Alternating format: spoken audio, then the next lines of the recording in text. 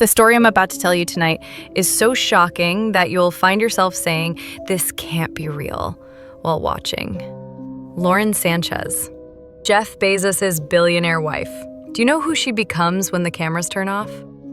Because I do. And tonight, I'm going to tell you everything. My name is Jennifer Walsh. For 15 years, I worked as a private assistant for the wealthiest families in Hollywood and the tech world.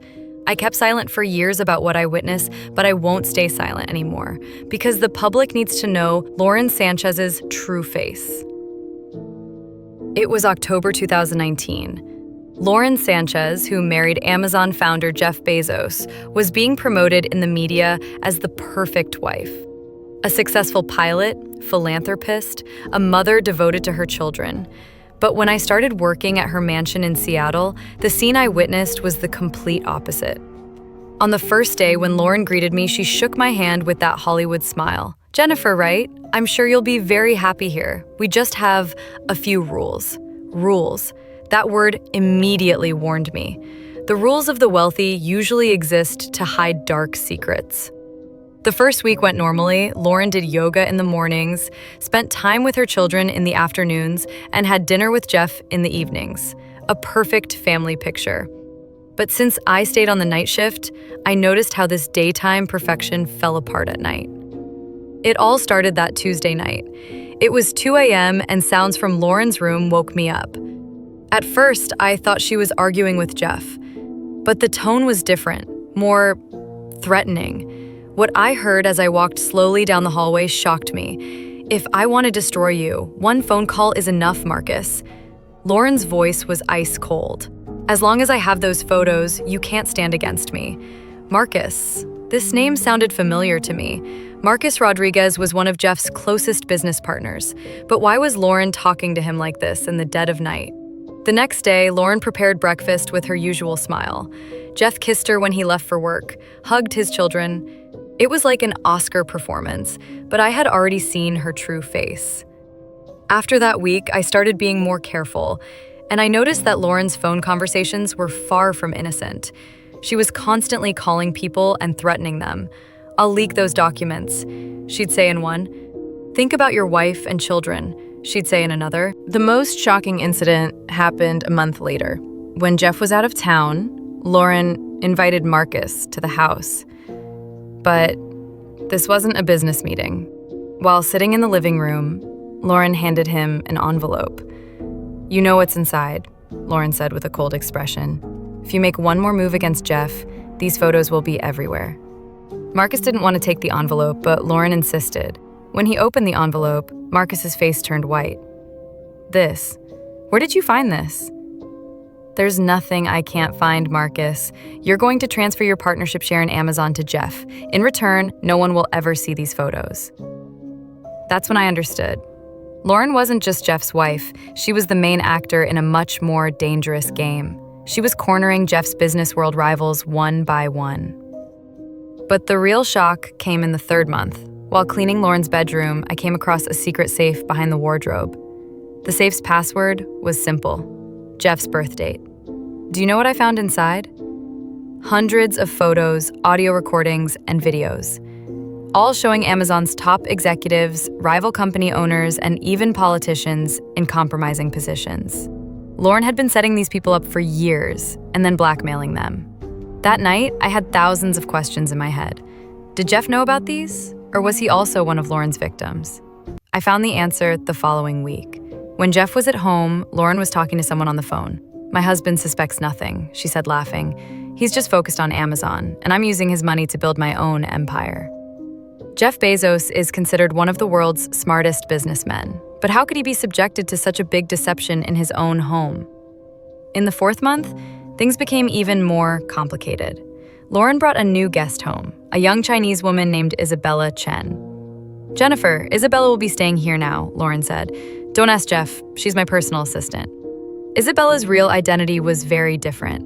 When I researched her, I learned that she was the CEO of one of China's largest technology companies. So why was the CEO of one of Amazon's biggest rivals staying at Lauren's house? The answer came quickly. Isabella and Lauren spent hours in Jeff's office every night. They were examining Amazon's secret projects, future plans, even personal emails. Lauren was using Jeff's trust to sell all the company's secrets to rival firms. One night, I heard Isabella tell Lauren, "This information will give our company a $50 billion advantage." Lauren's response was much more horrifying. "I've only just begun. I plan to take half of Jeff's fortune." By the 5th month, I couldn't stand it anymore. I had to tell Jeff about this situation. But how?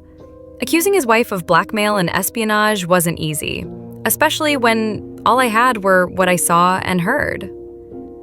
Lauren provided the solution again. One day, she told me, "Jennifer, we'll have guests at home this weekend, a special meeting. No one should know."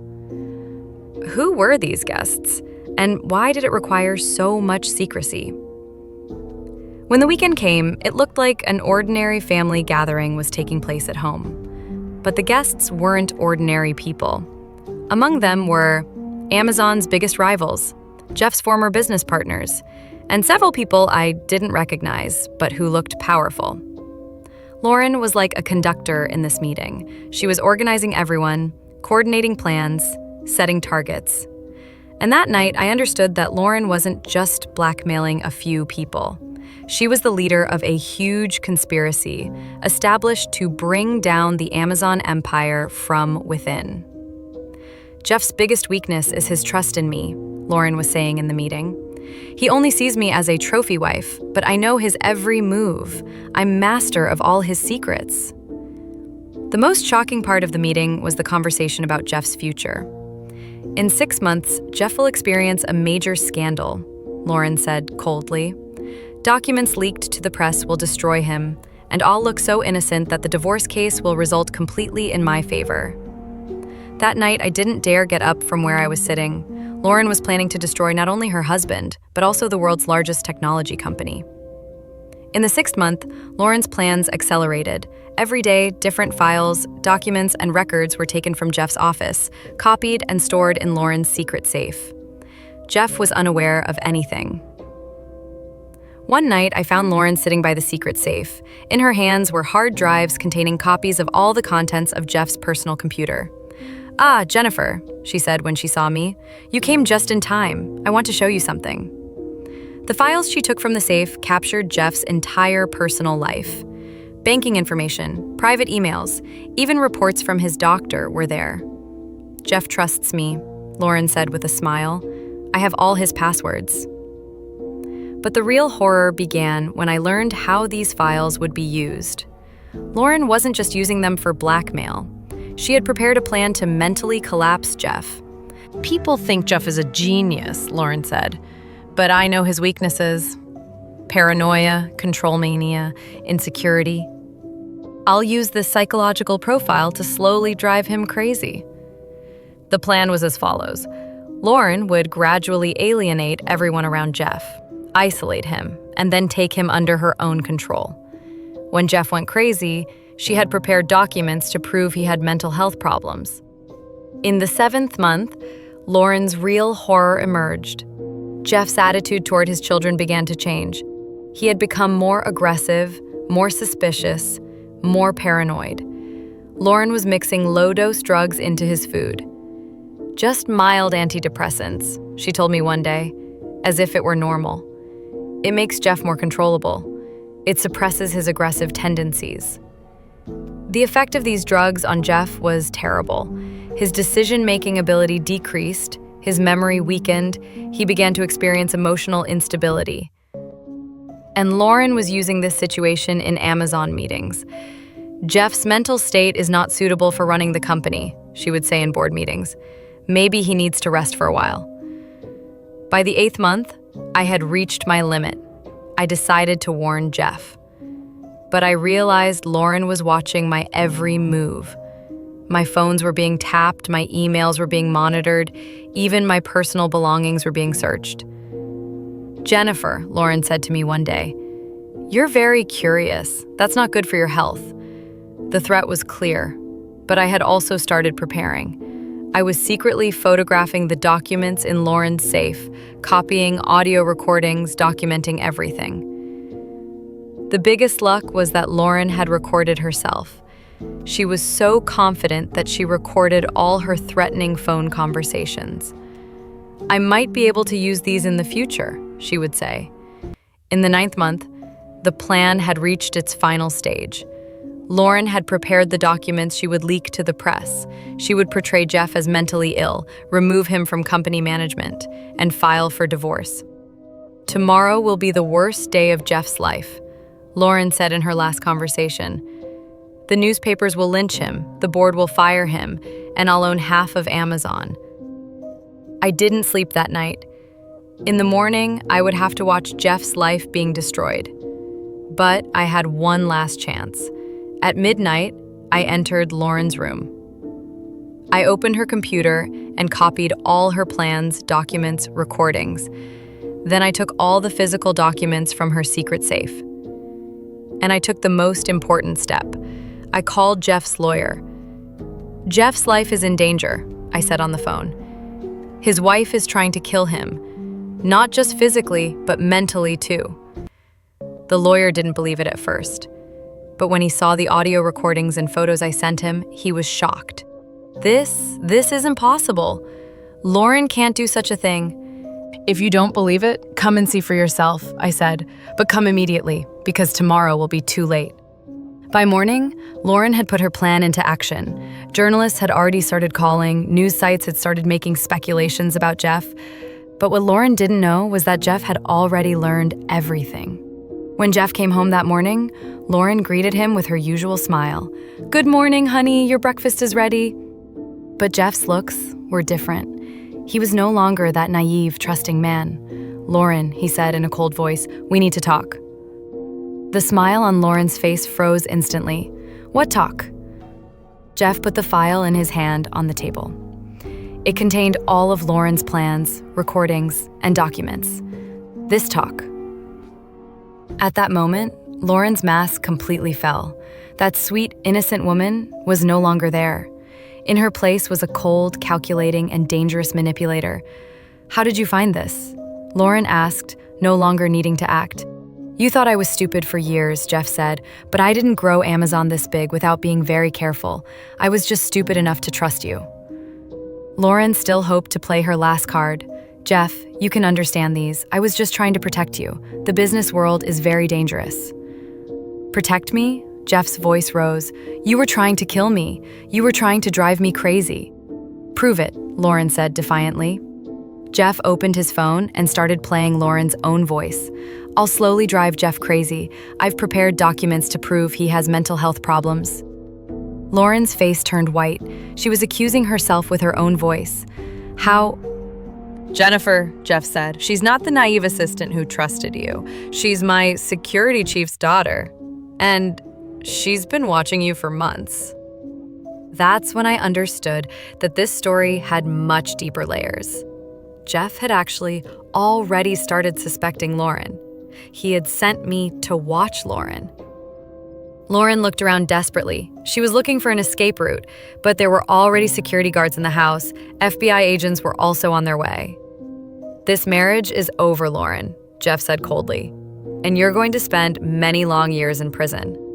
"Jeff, please," Lauren began to beg. I love you. I did everything for you." "You love me?" Jeff laughed bitterly. "You were trying to kill me." When FBI agents surrounded the house, Lauren tried one more move. She took out her phone and quickly dialed a number. "Execute Plan C," she said into the phone, "right now." Jeff was surprised. "What's Plan C?" At that moment, a loud explosion sound came from outside. There had been an explosion in one of Amazon's Seattle headquarters server rooms. Lauren's final plan was to destroy all the company's data. "Too late, Jeff," Lauren said with a devilish smile. "Amazon is already finished." But Lauren had played her last card wrong too. Because when Jeff founded Amazon, he had prepared for such situations. All critical data had been backed up in different locations. "You really don't know me," Jeff said to Lauren. "Amazon isn't just about servers, it's in my mind." When FBI agents took Lauren into custody, her last words were, "This isn't over yet. I have very powerful people behind me. You don't know how dangerous they are." And he really didn't know, because after having Lauren arrested, we learned that this wasn't just a blackmail operation. Lauren was part of an international consortium that wanted to take over Amazon. As the investigation deepened, the emerging facts became even more horrifying. Lauren hadn't just married Jeff. She was an agent specially trained to bring down Amazon from within. When her background was investigated, Lauren's real identity emerged. Even her name turned out to be fake. Her real name was Maria Santos, and she had connections to South America's largest cartels. They had been targeting Jeff Bezos for 15 years, said Special Agent Morrison from the FBI. Lauren was just the final stage. They prepared her for this role for years. Jeff was very shaken by the truths he learned. Marriage, he murmured. This was never a marriage. It was just a long-term assassination plan. During the trial process, the dimensions of Lauren's real plan emerged. After taking over Amazon, she would sell the company's technologies to enemy countries, give user data to malicious people, and eliminate Jeff. This wasn't just personal, Lauren said in court. Amazon controls the world economy. That power is in the wrong hands. So the right hands are your hands? Asked the prosecutor. Not mine, but definitely not Jeff Bezos' hands. The court process lasted 8 months. Lauren finally admitted her guilt, but also said she was never sorry. She received a 25-year prison sentence. Jeff said in his statement after the trial, "This experience taught me how fragile trust is, but it also showed me who my real friends are." As Jennifer Walsh, I decided to tell this story because people need to know how dangerous manipulation can be. People like Lauren Sanchez don't just exist in movies. They live among us, laugh, pretend to be in love, and then destroy our lives. Even the world's smartest people, like Jeff Bezos, can fall into such traps. Because love blinds, trust makes one naive. At the end of this story, Lauren is in prison, and Jeff is trying to rebuild his life. Amazon remains strong. In fact, it became even stronger after this crisis. But the real damage was in Jeff's heart. "I'll never be able to fully trust anyone again," he told me in our last conversation. Lauren didn't just steal my money, she stole my ability to trust. The moral of this story is, know people by their real intentions, not their behavior. Things that seem too perfect are usually not perfect, and if someone is treating you too well, think about what might be behind it. When Lauren Sanchez's mask fell, the face that emerged was so cold and calculating that even Hollywood's best actresses couldn't imitate it. Behind that mask, there was no love, no mercy, no humanity. There was only greed, lust for power, and destruction. The story I told you tonight is the story of how Lauren Sanchez's mask fell. And when that mask fell, the scene we saw was the most naked form of humanity's dark side. If you're watching this video and there's someone in your life who seems too perfect to you, think about what's behind their mask, because sometimes the biggest dangers come in the most beautiful packages. What happened to Jeff Bezos can happen to anyone. Age, money, intelligence don't matter. Manipulators find their prey from all walks of life, so be careful, be suspicious, and most importantly, trust yourself. If something doesn't seem right to you, it probably isn't.